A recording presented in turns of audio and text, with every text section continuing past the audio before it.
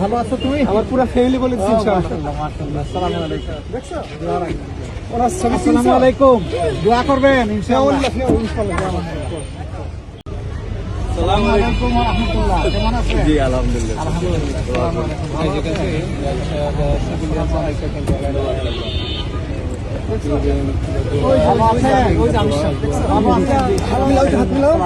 ভালো আছো তুমি? আমার পুরো ফ্যামিলি বলে দিচ্ছি ইনশাআল্লাহ। আসসালামু আলাইকুম, দোয়া করবেন ইনশাআল্লাহ। হ্যাঁ বলো।